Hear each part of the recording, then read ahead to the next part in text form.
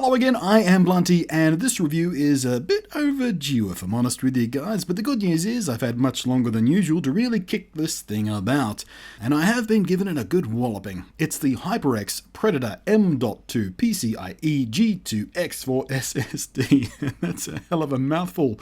And the one I've got here is the 240GB flavour, but it also comes in a 480GB monster. So I'm going to go right ahead and assume that all of you know what an SSD is at this point, and they usually look like this, a standard 2.5-inch laptop hard drive form factor, and they connect like any other hard drive does these days, with SATA cables. But more recently, PCI Express connected options have become much more popular, and more importantly, more affordable. And just for those not so tech savvy, basically it connects the drive to a much faster internal data connection, so reading and writing and squirting data to and from the disk can be done much faster than a normal SSD over the SATA connections. PCIe is what your graphics card talks over, and there is a variation of this drive that does come with a carrier board to plug it in like any other expansion card, like your graphics card, if your motherboard isn't new enough to have an M.2 slot. But the fellow I have for review is of course the M.2 form factor, and for those who are more savvy with the lingo, it's M.2 2280. And in my system, like most others, this means that the SSD can be installed with zero impact on space used inside my case, essentially. That means no cables, no bulk, no interference with cable routing, and no interference with airflow. It's really nice for people building smaller systems or in tricky little cases.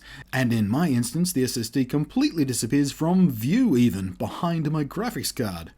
Now, beyond the aesthetic niceties of the form factor, the real deal here is the monstrous speed. The drive is rated for speeds of up to 1.4GB per second and writes of up to 1GB per second. And once more, for those not so tech savvy, those numbers basically mean it's very quick indeed. If you're a content creator, shifting around great whacks of data in huge Photoshop files or squirting 4K video files around, this kind of speed can make a massive difference in your workflow. It's like night and day sometimes. But there is a significant benefit to gamers too, and I'm going to show you this in real time so you can get a real feel for it. I don't think the numbers alone tell the story this well. And one benefit of me taking far too long to get this review done is now I can test it with Fallout 4, a game with far too many loading screens for a modern title, really. And again, I'll take this opportunity to say sorry, local Aussie HyperX team who sent me this thing to kick around for a review. I promise I didn't mean to be this slow. Like my WD hard drive, boom! Apology metaphor. I'm a damn wordsmith. So anyway, you've all probably heard already that your PC will be much faster and nicer if you use an SSD for your Windows boot drive. Programs will start faster and stuff will load faster. But here in this example, you can really get a feel for the kind of practical difference at play. On one side, my trusty WD blank 7200 RPM drive, probably one of the most popular choices around for affordable, reliable, but nippy mass storage drives. And I mean nippy by mechanical hard drive standards. And I do love the WD Blacks, fantastic drives. But, you know, much of technology and all, and clearly, if you're a gamer, it's a pretty good plan to whack some titles on the HyperX critter right here, especially those where load times are a constant issue, like, for example, Fallout 4 here. See, when you say 21 seconds load time versus 11-second load time, it doesn't sound that bad, does it? You think, yeah man, I'm not an ADD chimpanzee 12-year-old, I can deal with an extra 10 seconds on a load. It's just 10 seconds. But you know what? All those little extra 10 seconds or extra 15 seconds, they add up fast.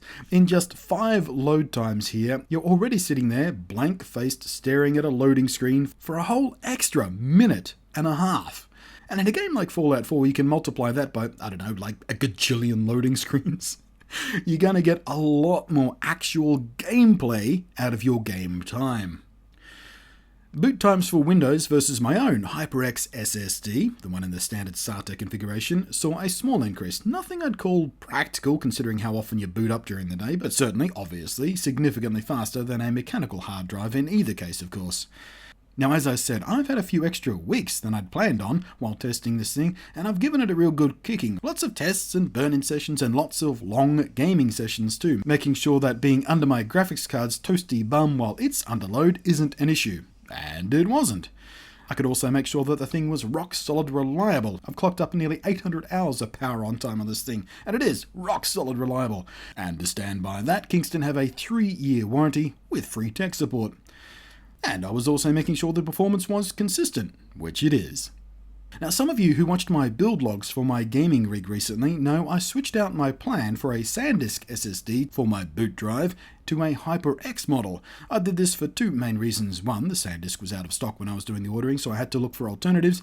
And then when I was looking for alternatives, the benchmarks showed that the HyperX was noticeably faster, and I've never looked back. And with this personal experience under my belt going forward, I was already planning on sticking with HyperX drives in any future builds I do.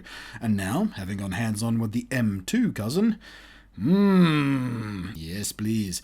Unfortunately, there is a price premium to pay over the standard SSD for squeezing out that extra performance and having it in the new form factor.